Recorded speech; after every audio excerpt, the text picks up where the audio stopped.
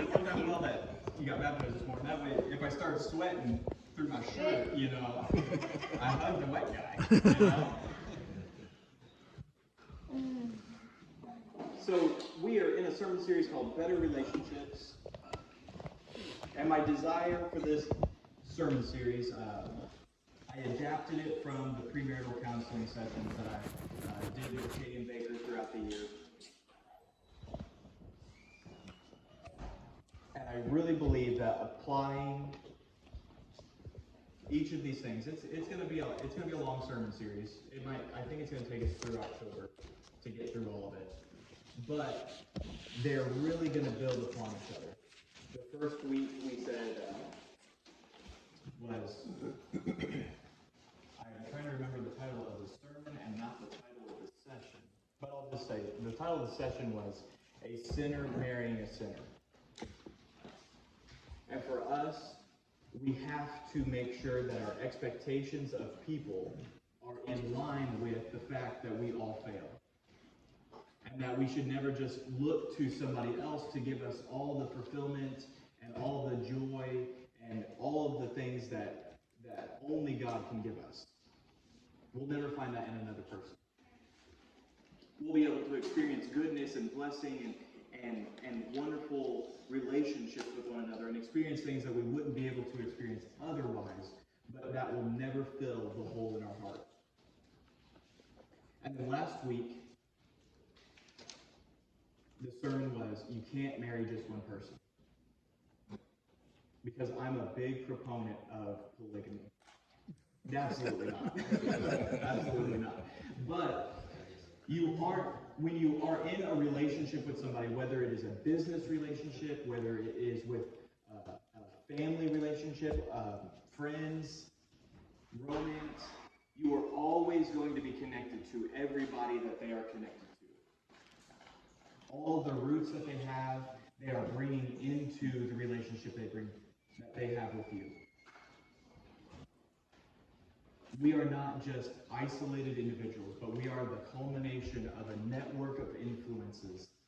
And understanding that sometimes people are acting out of their influences and it has nothing to do with you.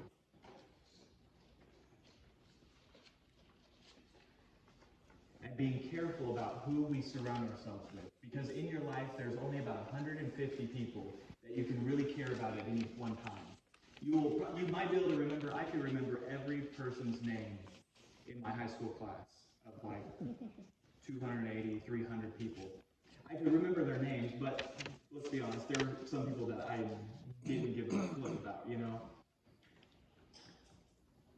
But I'd say probably the class that I grew up with in District 80, those 90 kids or whatever, that I could probably tell you something about each one of their lives.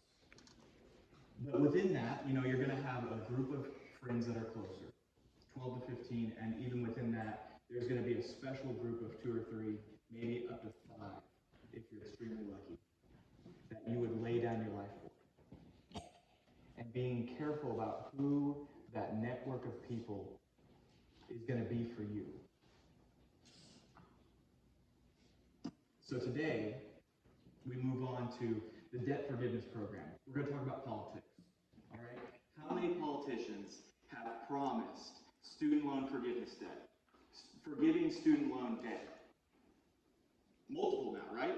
Has anybody gotten a penny from that? I haven't, but I paid off my student loan, so it wouldn't have helped me anyway.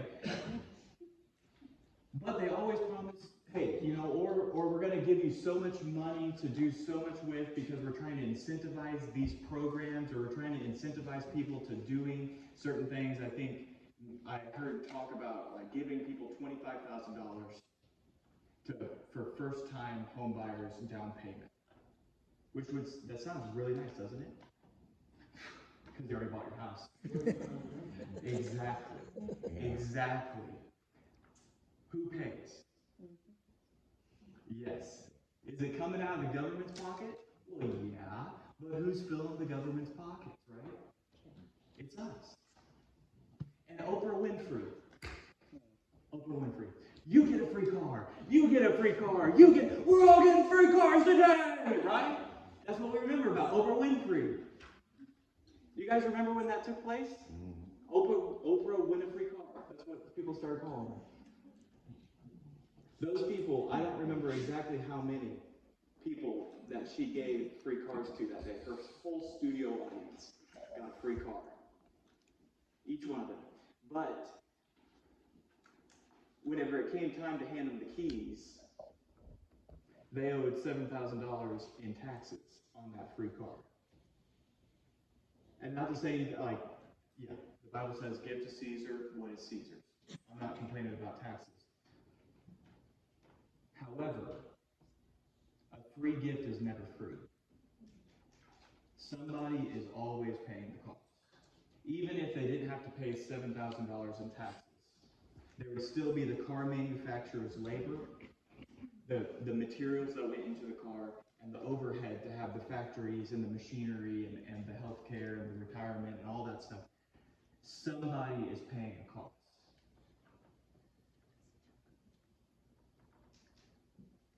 But when something seems free to us, it has less value. You probably won't take care of a free gift the same way as if you would have to pay the cost. And the same is true for our spiritual lives. Your forgiveness is a free gift. Your relationship with God is an open invitation, but it was paid with a cost. And if we're really thinking honestly with ourselves,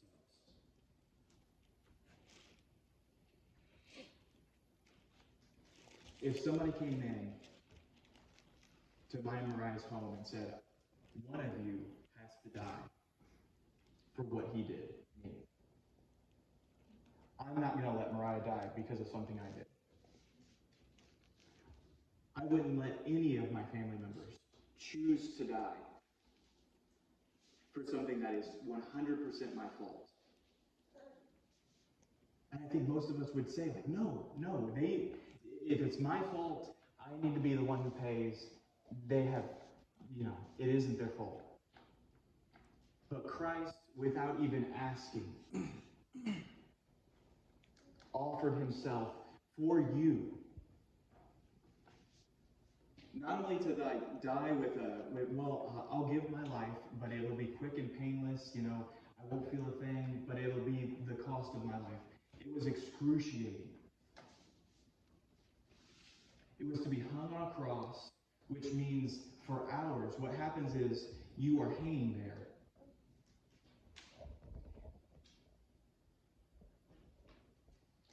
And he hung there for I think, it had to be before the night because of the way that the Sabbath works and what they did.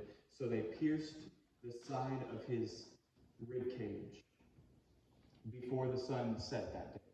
And out comes water and blood. And that's because whenever you're hung like this,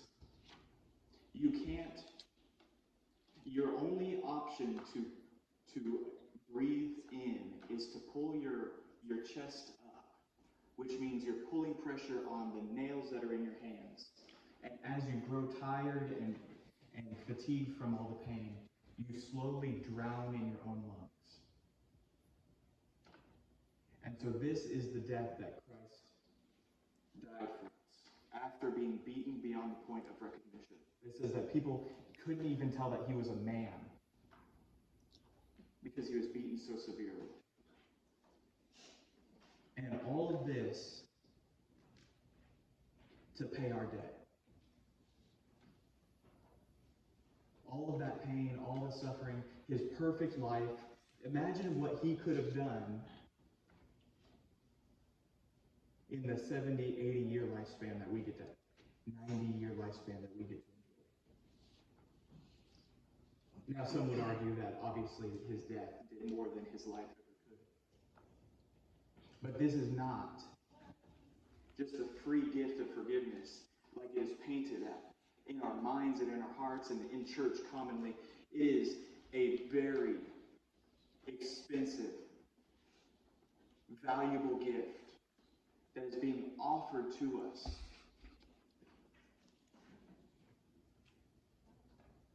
And what are you doing with it? How are you taking care of this gift that we've been given, if you have received this gift? This is the misconception. Our brains, we think of God in a way that if we do what he says, then he'll bless us.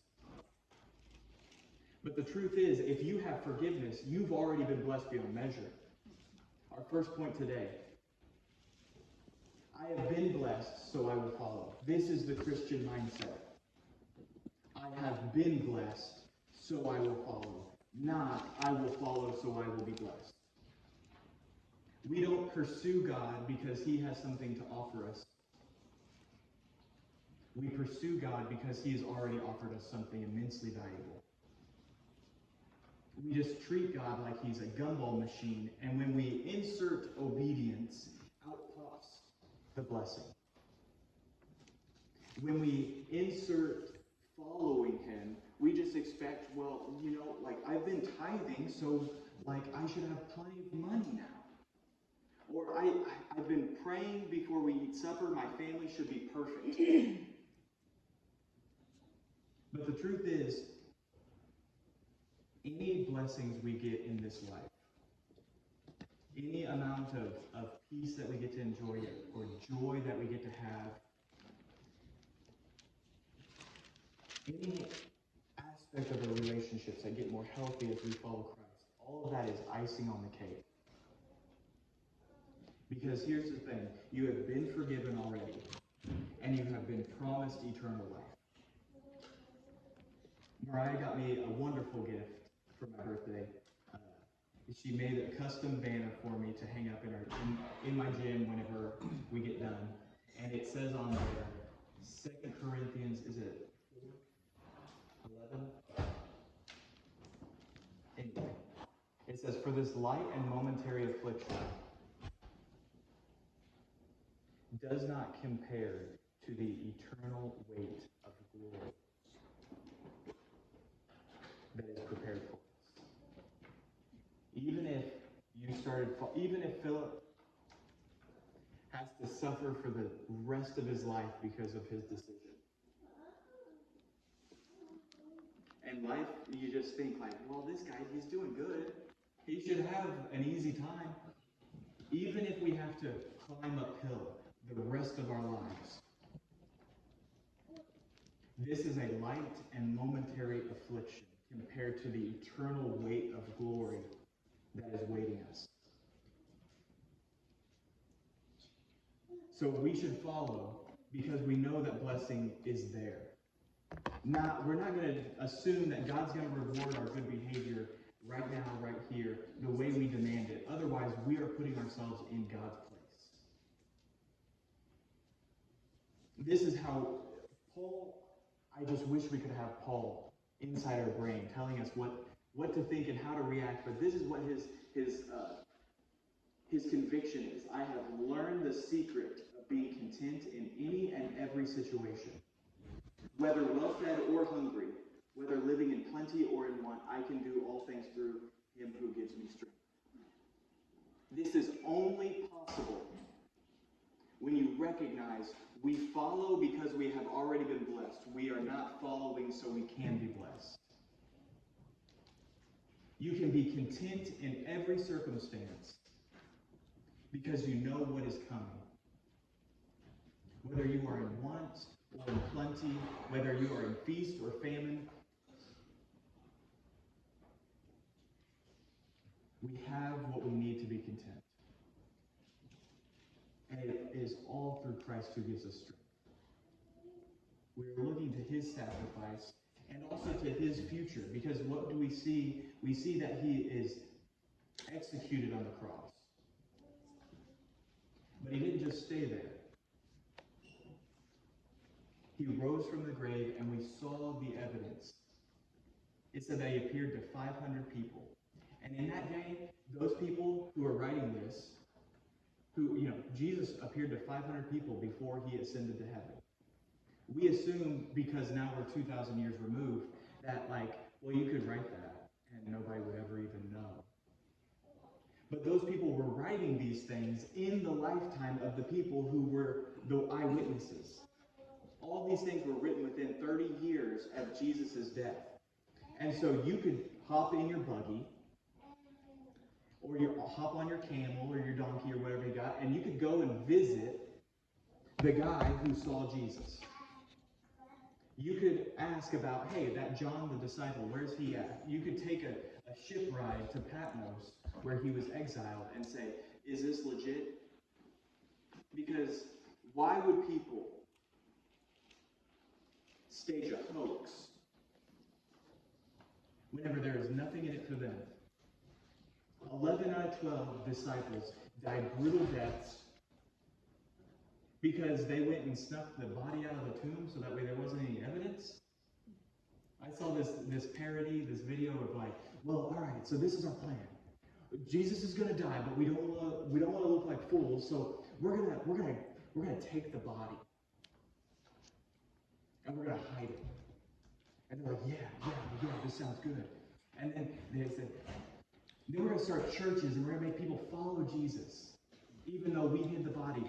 And then we're going to die brutal deaths ourselves. And we're going to be hated by our families, and we're going to be reviled by society, and they're going to execute us, and they're going to torture us, and they're going to exile us, and they're all like, yeah, when do we get the fame and glory? And he said, not until years after we're already dead. And they all start cracking up laughing. Because it doesn't make any sense for this to be made up. Why would Paul have any comfort in a lie? It only makes sense if Christ is actually alive today. And that the glory that is set before us is more wonderful and supreme than any comfort we can have in this earth. Point number 2. The condition of your heart always overpowers the condition of your life. This is what we learn from the disciples. This is what we learn from Paul. That in every situation, we can be content because we know that circumstances always change.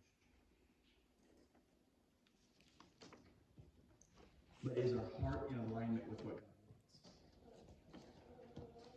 You can put one person in a terrible circumstance, and they flounder. They crumble.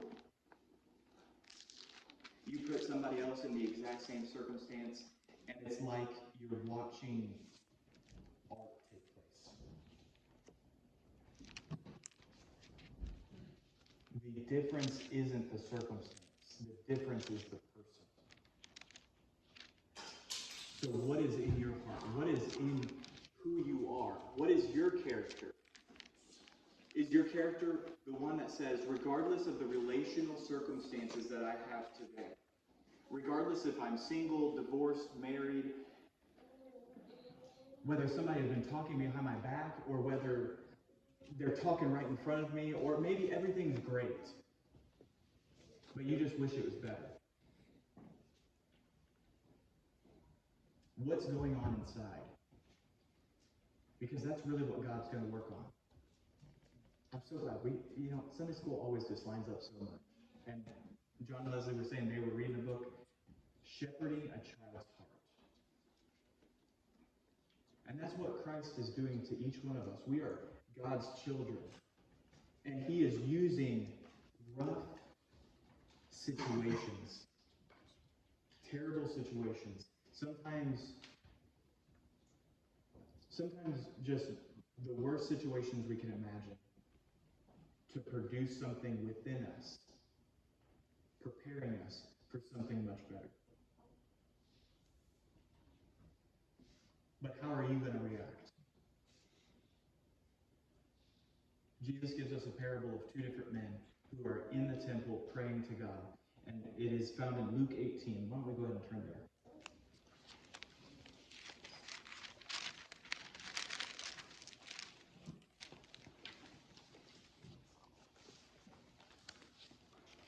Luke 18, verses 10 through 14. I'll go ahead and read you 9 because I think it sets it up well. He also told this parable to some who trusted in themselves, that they were righteous and treated others with contempt. Isn't that the American way?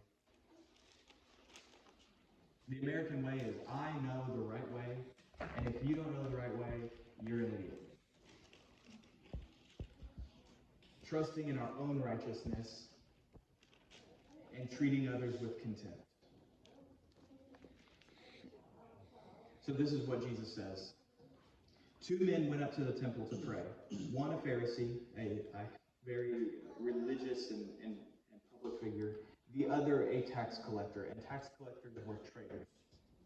If you don't know this about the Roman society, they were Jews living within Rome, and they would get local people so that way there would be less likely of an uprising.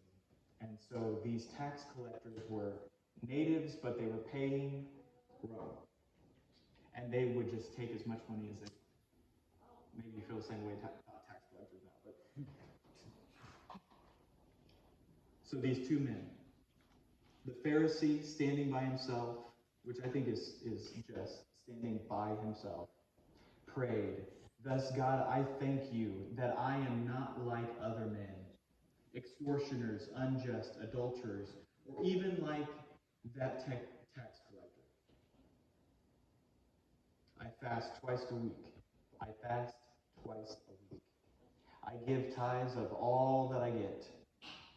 But the tax collector, standing far off, would not even lift his eyes to heaven, but beat his breast, saying, "God, be merciful on me, a sinner." I tell you, this man went down to his house justified, rather than the other. For everyone who exalts himself will be humble, but the one who humbles himself will be exalted. One man thought his heart was good because his life looked good. The other guy knew his heart was not good and knew he needed God to make him good. And that's so true. Whenever we think we are good and that people should listen to us and people should follow my behaviors, it leads to pride. That's what, if you exalt yourself, that's pride. I don't need to listen to other people. People need to listen to me. Being a pastor is a very dangerous place because you're kind of forced to tell people things, even though my heart's desire is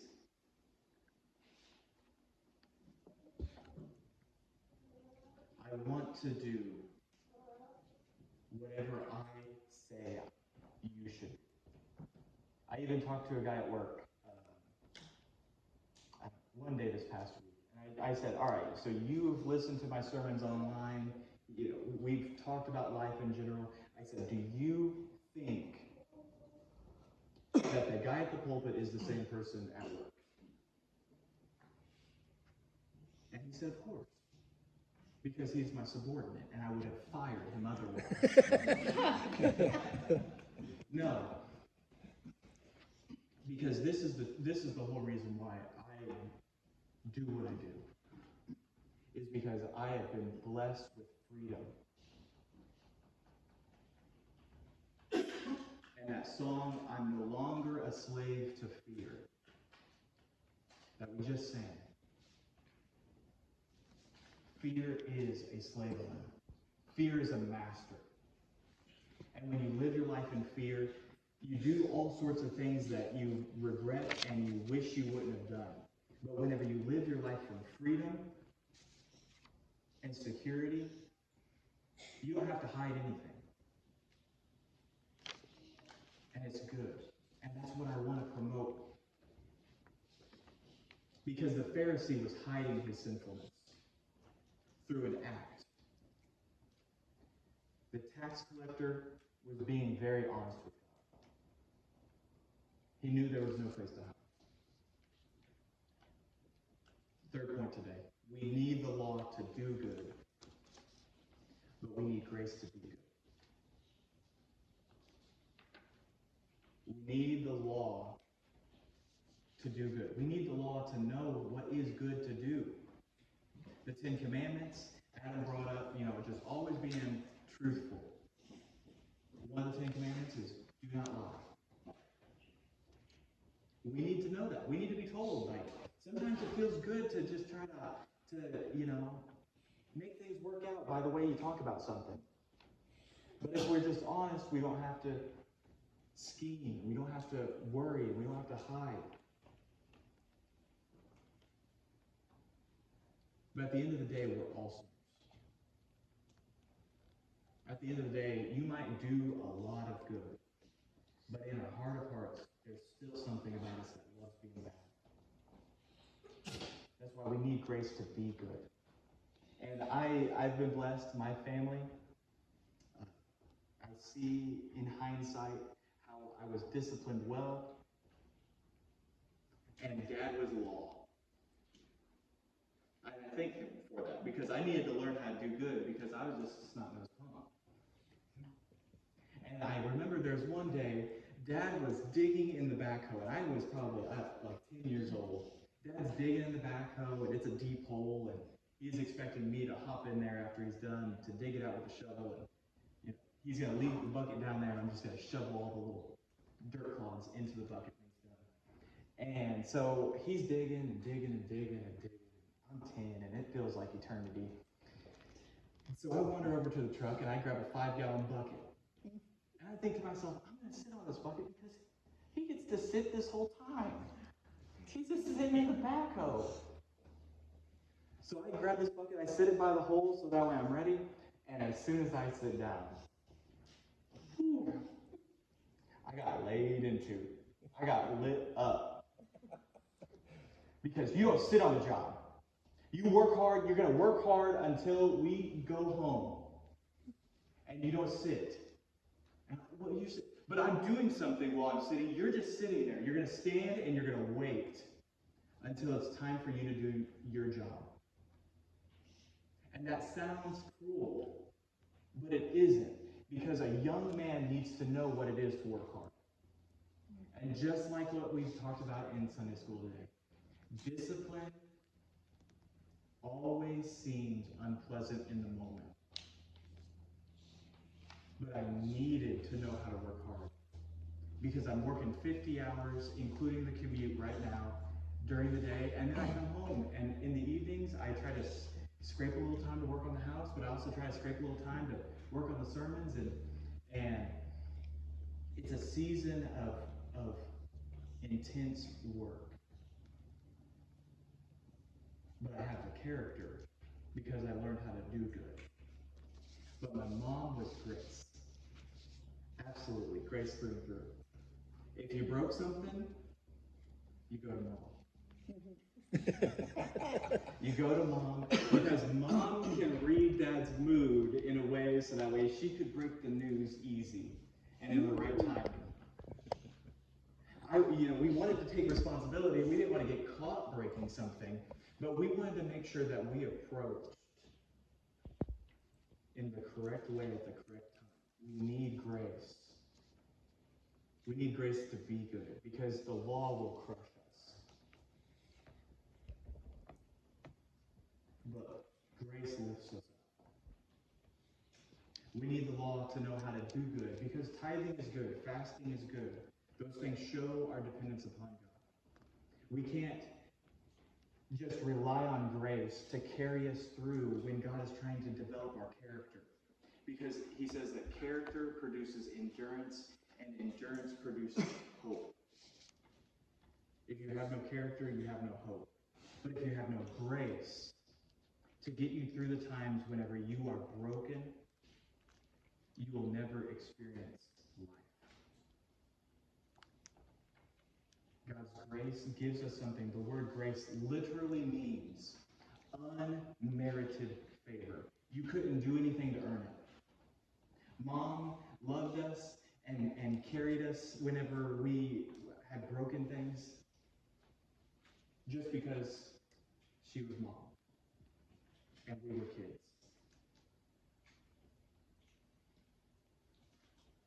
So our last point today. As the Lord has forgiven you, you must also forgive. Jesus expands this idea. I think it's late in the book of Matthew. He talks about the parable of the unjust servant. Somebody was forgiven of a debt of immense value. And then they leave the king's throne room and they go to their fellow servant and they hold him up and they say, "Hey, buddy, you owe me $10. Where's it at?" And he makes him work it off, work the $10 off. And the king hears about it and he says, "All right, bring him into my throne room again. You have been forgiven of 10,000, and you won't forgive your brother for 10." So what does the king do?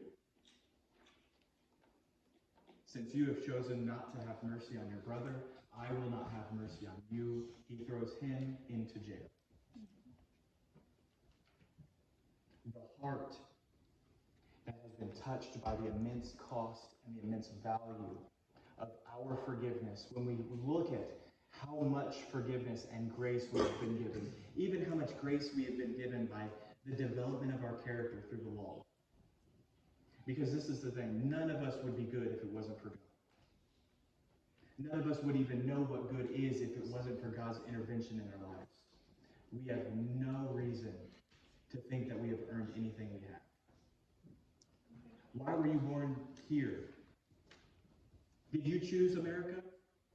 Did you choose 1990s, 1980s, 1970s, 1960s, 50s, 40s, 2000s, whatever? I'm trying to cover too many years. Were you... You didn't make any of those choices. Everything we have is God's. And are we going to hold on to grudges? Are we going to hold on to bitterness? Are we going to hold on to resentment whenever God doesn't hold on to that towards us? And I'm not saying that you have to forgive something that was excruciatingly painful in your past immediately.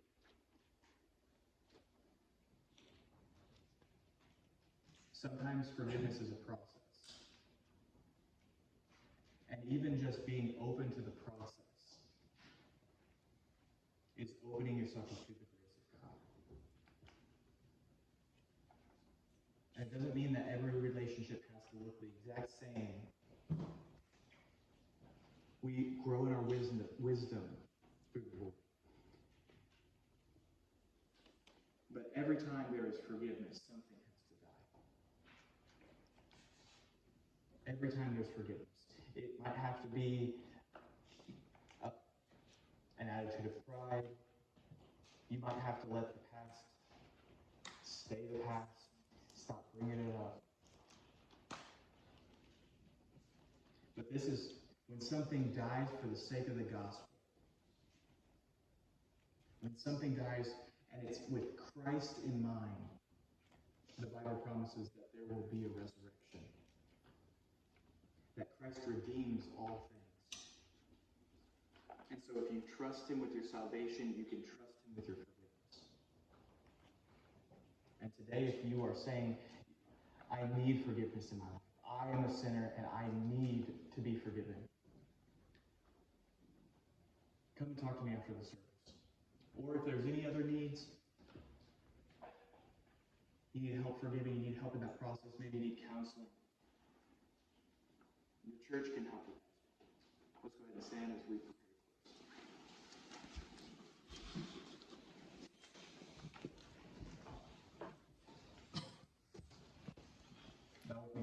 Father God, we just thank you that you love broken people. We thank you that we can see our brokenness because of your grace and because of your law. And I just pray that you will take a hold of our hearts, God, that you will start to shape our hearts. Make us open to this process. Make us open and willing to see your good plans. And God, I pray for those who are hurting today because something has happened to them. I pray that you will make your goodness goodness and your mercy and your forgiveness real. And show us how much we have been given so that way we can go ahead and start letting go of the things we want to hold on to. I thank you that Jesus paid the cost without being asked to or being begged to or anything, God, that you willingly sent your Son to pay our price, to forgive our debt. It's in his wonderful and holy name we pray.